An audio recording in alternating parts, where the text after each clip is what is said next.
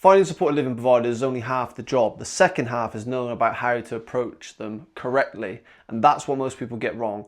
I'm going to cover that in today's video.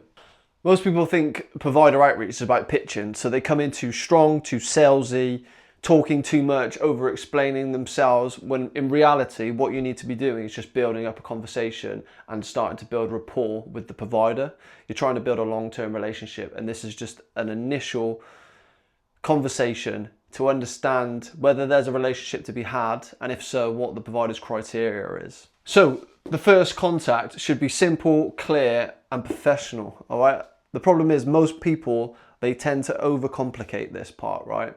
And they'll send a big long email, and what's the first thing that happens when you open an email from somebody that you don't know, and it's a huge block of text? Like, the chances are you're not even going to read it, right? So it just needs to be simple, clear and professional. So something as simple as, hi, my name's Daniel, I'm reaching out from my property. We work with a lot of agents and landlords in the area and have multiple different types of properties coming our way. Hence, we're reaching out to different supported living providers like yourself who may be open to working with somebody like ourselves to meet their property criterias. If you'd be free sometime next week, we could arrange for a Zoom call if you're open to it. Please let me know if this is a bit of interest. Kind regards, Daniel. Something very simple like that. If you want full-blown scripts and templates and things like that, there's the link to my course in the description. You can check that out. It comes all included. A lot of the time when I'm pitching, it's literally just off the top of my head. I'm reacting off of what people are saying, and I'm just being friendly and just starting a conversation essentially. Don't really go by scripts too much anymore, but they are good to have initially, just to get into the flow of what it is that you're saying. And you know, some people can find it quite nerve-wracking speaking to people for the first time, especially if you're new in this business model. So on the first call, so say you've sent this email, or you've given them a quick call, you've arranged this Zoom call. So what is the next part about, right? So the problem on this call is that people go in too hard to pitch, and this would be the discovery call. So this is the Zoom call that we're on now. This is what we're talking about. So the whole point of this call is to basically start to develop that relationship, and it's like we are trying to understand the demand. We're going to be asking them some questions, and we're essentially going to be learning their criteria of what sort of properties that they're looking for, right? So you shouldn't be over pitching, overselling, guessing what it is that they do on this call. So this is why we've got don'ts here. But bringing it back to this section, understanding their demand. So are they looking for, when are they looking for a property, and how many properties are they looking for? Are they always looking for properties? Are they a big provider, or are they a smaller provider that's trying to grow, you know, an already established portfolio? How many services do they want to open up this year? These sorts of questions, right? How many properties do they currently have? How many properties do they want by the end of this year? That's a good question. That will tell you their sort of plans for growth. Ask other questions about who it is that they care for, right? Who is the service user? What types of properties do they require? What's their sort of staffing when it comes to the service users in the house? Is it 1-to-1? Is it 2-to-1? And what type of packages do they go after? So you'll learn things about care packages and stuff like this. So who is their criteria of people that they cater for? Who do they provide care for? What does that care look like? How does that staffing work? Are there people staying in the property 24/7 to care for these people, or is it more of like a floating support, like they come in, they check on them and then they leave? You'll need to understand these things because it's relevant to when you're having a conversation with the landlord and the landlord is asking who's in your property, who are you going to be putting in my property.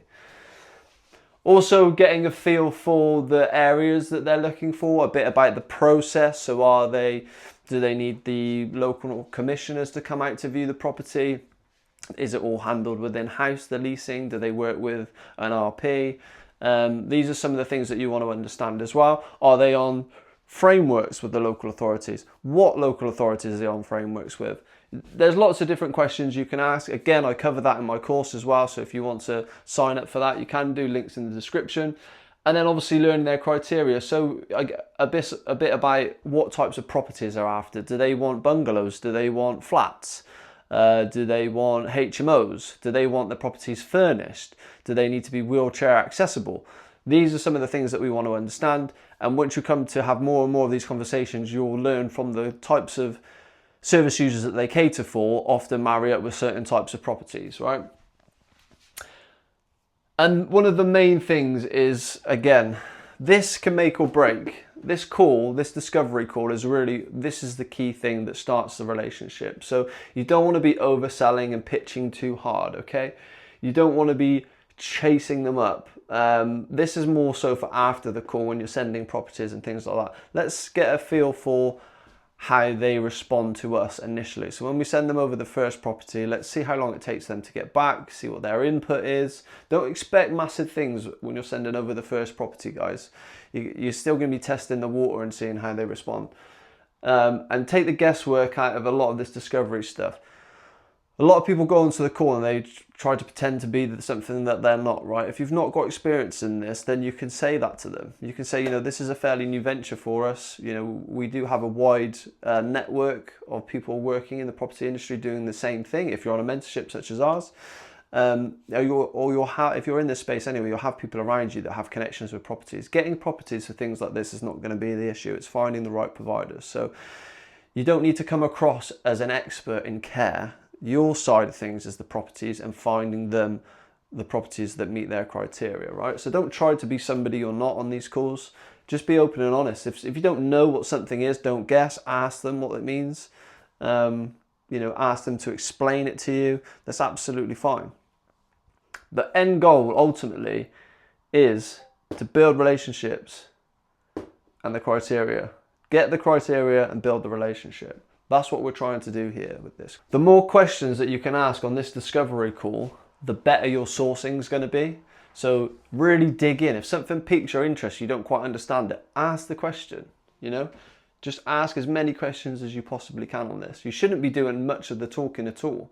You should be finding out how you can help them by asking them questions. And if something piques your interest or you don't understand something, then again, get clarity, because it's going to help you better communicate to the landlords when you're finding these properties as well, because they're going to have questions for you about this provider, about who you're putting in the property. So you really need to understand this stuff. So to recap then, first contact, nice and simple. Send that same message 100 times.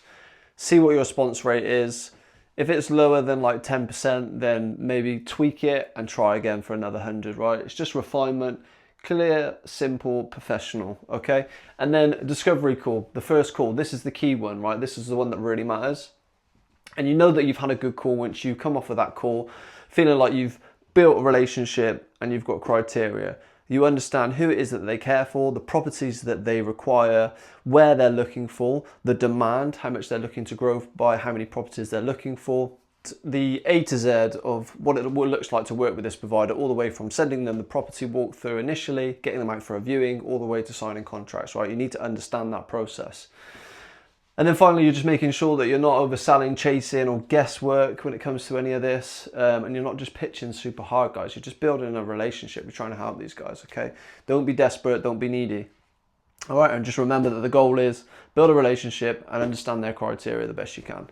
If you're interested in renter, social housing, business, entrepreneurship, mindset, all that good stuff, then please like and subscribe. There's free training for rent-to-rent social housing deal sourcing in the description. Sign up to that, get it. It's got templates, it's got scripts, it's got the contracts, and I teach you how to onboard providers from scratch to all the way to securing the deals with the landlords and charging fees on both ends. So that's a sourcing fee to the provider and then also a tenant fine fee to the landlord. Really great opportunity, great training. Check that out and I'll see you here next time.